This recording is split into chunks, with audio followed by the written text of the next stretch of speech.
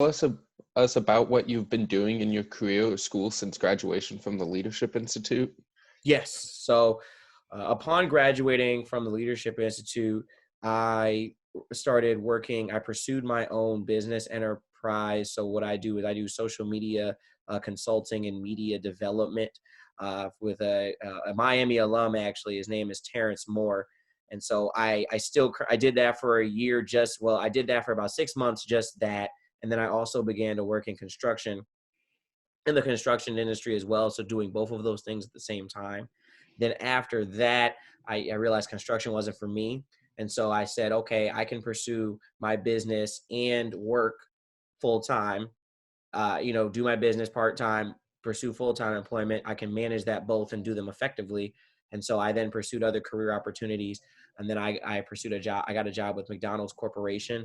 And I also still do my part time gig and with the social media management piece. And I also work for now Sports Illustrated in that social media piece. So my client Terrence Moore, I call him Terry because casuals, forgive me. Terrence Moore got a deal with Sports Illustrated, and I now also work collaboratively with Sports Illustrated on the side. My primary role is right now is with McDonald's Corporation as an operations associate. And what that means is I do operational consulting and efficiency in restaurants and I'm in Buffalo, New York. So I do it in the Buffalo, New York, Rochester, New York, and Southern Tier, New York area. And so that's a lot of really this corner of Western New York. I travel to different restaurants and assess them on how the customer experience.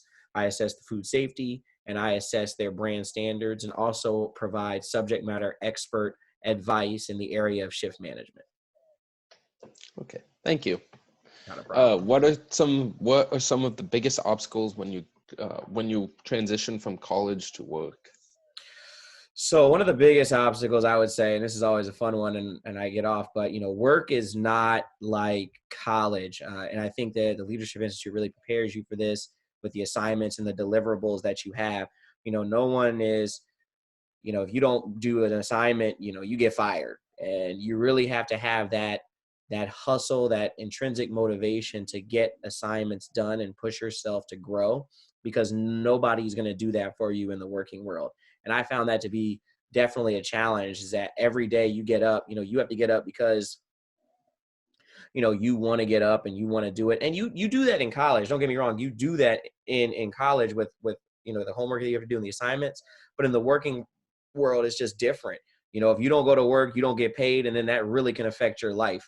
And I feel like that, also too, in school, there are sometimes moments when people will stop you and say, hey, let me help you out here, or you're not doing your homework here. In the working world, that's very less common. You might have an individual that touches you and says, hey, let me help you. But for the most part, they'll just let you do what you want to do until you get fired. And that's not necessarily like a personal experience, but it's something that I learned, especially running my own business, that you really have to go out there and make things happen. No one's going to make things happen for you. And so I really had to work at motivating myself to push myself, because if I didn't get the results, it was on nobody else but me. It wasn't on any team member. I had to look in the mirror and say, I'm responsible for this. And that was a huge transition for me. So sometimes I feel like I'm a little aggressive sometimes when it comes to some of this job stuff now because of that side of me. But it's really helped and molded me into a better person. I don't know if I explain that the best way, or if you would prefer me explain another way, but that's what I don't know if I answered the question the best. That was good. Thank you. Okay. What kind of unexpected changes have you been exposed to since you graduated? And what strategies did you employ to embrace the change? Yeah. So one of the big unexpected changes was moving, and not necessarily, let me back, I'm not moving, but moving into a different part of the country that has a different culture. I know, I'm sure, Louise has said to you all by now, the whole "don't bring the New York out in me." Well, that there is some truth to that, for real, because I'm from Cincinnati, Ohio. Midwest culture is different than the Buffalo East Coast culture. And I think I underestimated how that change affects the way you interact with people. And you just have to know you really got to adjust to the culture in order to fit in, or you won't be successful. And you have to know that going in it. So, I'll say up this way, people are very direct. People are they're not as polite, if you will, because polite's relative. But that doesn't mean that they're being rude. It doesn't mean they're being mean. They're just saying it how it is. But if you don't understand that barrier, you can really set yourself up for failure in a conversation if you interpret it differently and you don't put yourself in someone else's shoes and then reflect on, okay, I see where they're coming from. Let me come from that, respond based on that understanding. So that was a huge, unexpected change that I was not expecting. So I've adjusted well. Thank God I've adjusted well. But no, it's been an adjustment. What was helpful in your work that you learned from the Leadership Institute? So one of the things I really learned that in the Leadership Institute was taking control of your own development. It's not anyone else's job to develop in an organization, to develop but yours, right? You have to have that intrinsic motivation. So the Leadership Institute really helped push me in a direction to say, identify goals and identify a path that you want to go on.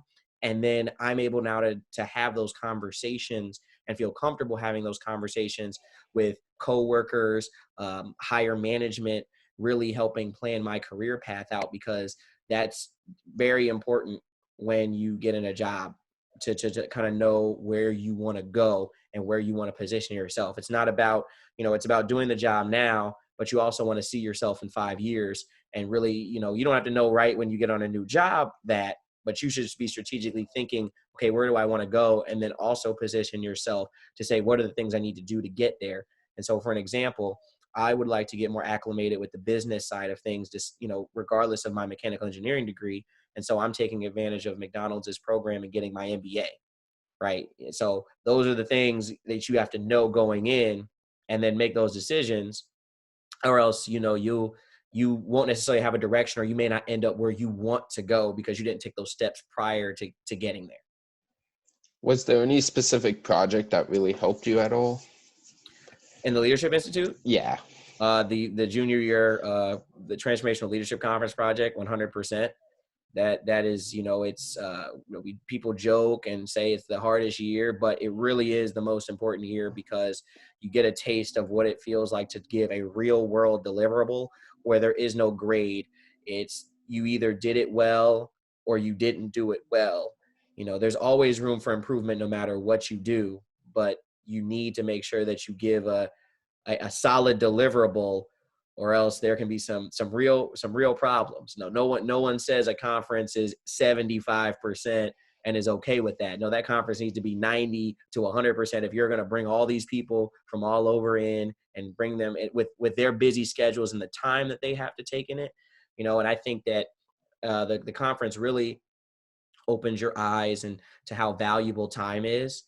And so, we're college students and we have, we're working in school, but until you get to that side of things, you really don't understand how little time you have. I mean, I really had to, with this whole coronavirus thing, I really had to move my schedule to make sure that this interview happened. Right. And I wanted it to happen. But, when you say, hey, bring me into a conference for this amount of time, and then the conference isn't done well, I totally understand now why people would be upset. Thank you so much for moving your schedule around. Oh yeah, no problem. I have no problems making time for the Leadership Institute. Trust me, it's not that big a deal. I'm happy to do this. I just want to make it clear. I want to say it candidly here for the interview that I get it. I get it now.